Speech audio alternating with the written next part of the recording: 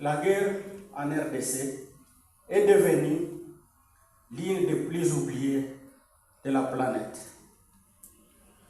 Mesdames et messieurs, distingués invités, il n'est plus un secret pour personne que ces violences ont des causes diverses, liées notamment à l'accès au pillage des ressources naturelles, aux velléités de la balkanisation et aux représailles contre les citoyens et communautés soupçonnées de collaborer avec l'armée loyaliste, appuyée par les vaillants volontaires pour la défense de la patrie, les VDP Wazalendo.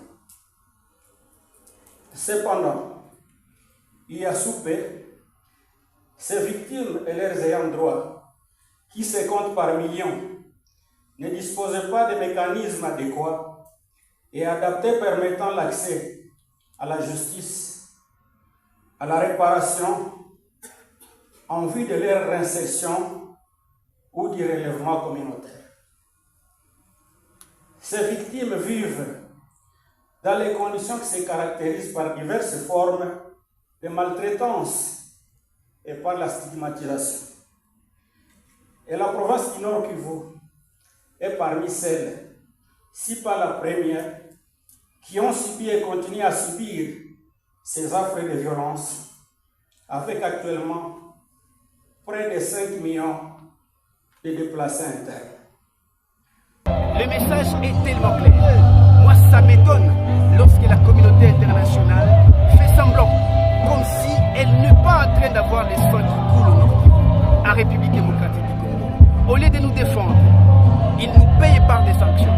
Au lieu de nous défendre, ils nous payent par des sanctions aux éléments Wazalendo. Et moi ici, je dis que les mêmes sanctions qu'ils ont lancées à notre armée, aux éléments Wazalendo, je les lance également à la communauté internationale. C'est la communauté internationale qui devrait subir des sanctions parce qu'elle ferme les yeux face au sang qui coule ici en République démocratique du Congo. Et un jour ou un autre, ces sangs crient vengeance.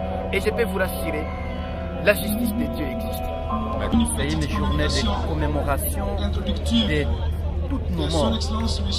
Nous avons perdu des milliers et des milliers de personnes à cause de notre richesse, à cause de nos minéraux. Il a pris au chef de l'État cette fois-ci d'organiser cette journée d'aujourd'hui, l'été août, pour que nous puissions nous souvenir de tous ces sangs qui sont perdus à cause de la guerre des M23, à cause de la guerre de nos voisins et qui cherchent tous nos minéraux. Et là, notre population ne vit plus. Et comme il ne vit plus, alors nous avons aujourd'hui dédié cette journée pour nous souvenir de tous ces gens qui sont morts. À la communauté internationale, aux pays qui nous agressent, et à toutes les personnes qui vont suivre ces messages, seulement d'abord leur demander de s'impliquer dans la question de la paix en RDC. Nous, la population, nous ne savons pas au juste ça vient d'où et ça va où.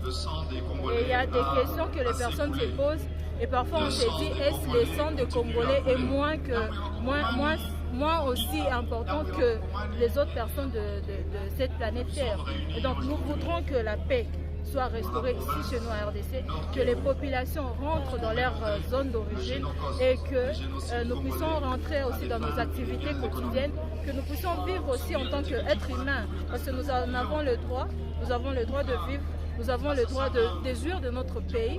Et s'il y a des conventions, je ne sais pas ce qui fait à ce que la guerre soit, mais nous savons aussi qu'il y a cette question financière ou économique dedans, qu'ils passent par des voies normales, qu'ils négocient les marchés et qu'ils voient comment est-ce qu'ils peuvent aussi se partager les richesses comme ils veulent. Mais les sangs des Congolais, que ce soit préservé, nous avons marre de la mort et de tout ce qu'il y a comme guerre ici à l'est de la RDC.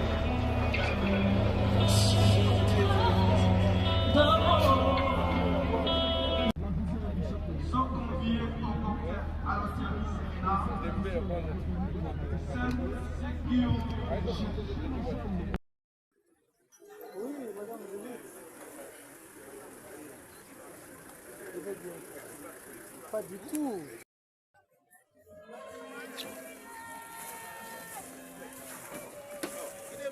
Oui.